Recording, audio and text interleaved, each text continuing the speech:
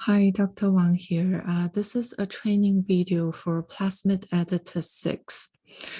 In this assignment, we are going to simulate a restriction digestion reaction on the PCR product. So here are the questions. So in the previous assignment, Plasmid Editor 5, we have identified primer 2 and primer 4 to be a suitable pair to amplify a PCR product that contain the mutation. So the list of the primer is right here, right? So, and I have also manually entered the primer for PMSH2. So here, this is primer 2 and primer 4. You will have to do this, repeat the step for PMSH2 as well. So once the primers are entered, we are going to simulate the PCR reaction. First, select both primers, then click on PCR product. So currently, we are simulating this PCR reaction for PMSH2 template. So I'm going to copy this sequence and then open a new module.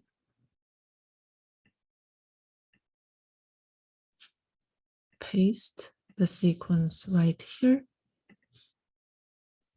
And then rename this sequence as a PCR product. And then this is MSH2 wild type. All right, so I'm going to come back to module 5 and then repeat the step on PMSH2 mutant plasmid. Right, so go to the list of primers and then simulate a PCR product using primer 2 and 4. And it's right here. I'm going to copy this sequence.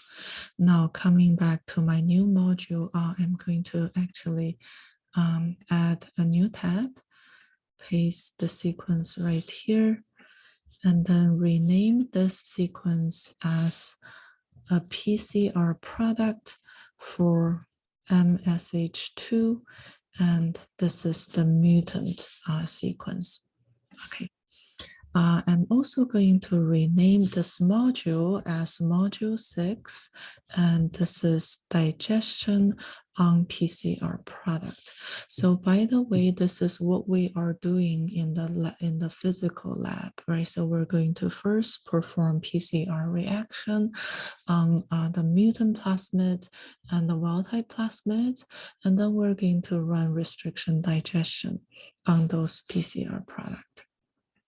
All right, so now I have both sequences here ready to go.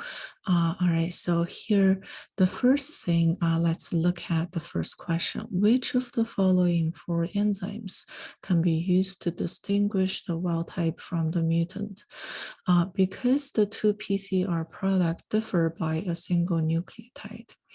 If that nucleotide happens to be located at the recognition site for the restriction enzyme, then the restriction enzyme is going to cut this 2 PCR product differently. So that's what we're going to figure out on using the Sapio platform. The first thing we're going to do is to make sure that those 4 enzymes are actually on the enzyme list. So I'm going to click on the enzyme list and click select list. Right. So the one of the enzyme that I can remember is called APO1. Right. So APO1. So it is right here, APO1. Right. So I'm going to make sure that this enzyme is selected. It's right here, right? So, and then we also have enzyme that's called EcoR1 NLA3, right? So I'm going to come back here. First, let's go to EcoR1, make sure that enzyme is selected. EcoR1 is right here. It's already selected. Very good. So then I'm going to go to the next one, NLA3. NLA, right here, NLA Roman numeral 3. Make sure that this is selected. The last one is tag 1. All right, so I'm going to continue, scroll down to tag 1 is right here, TAQ Roman numeral 1. Make sure that this is selected and then apply the new list. All right, so and then update restriction site display. All right, so now all those 4 enzymes are all on our enzyme list. So now we can run analysis. Go to analysis and then click restriction analysis. So we are going to select both PCR products and then down here simulate the digestion, right? So the first enzyme, so how about let's run EcoR1, right? So we're going to run an EcoR1 digestion. So we can see that EcoR1 cuts the wild type sequence once, generating 2 fragments. And here are their sizes. So for the mutant, well, actually looks exactly the same, right? We have 2 lanes. Lane 1 is for the wild type PCR product. Lane 2 for the mutant PCR product. They look identical. So EcoR1 is not going to allow us to distinguish wild type from mutant. So let's continue. So how about NLA3? So NLA3 is right here, right? So I'm going to click this.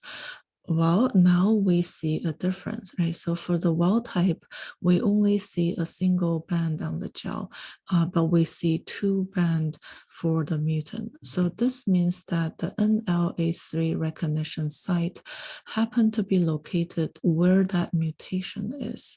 So here, that mutation basically allow NLA3 enzyme to cut the mutant, but since the sequence is different in the wild type, it doesn't cut the wild type.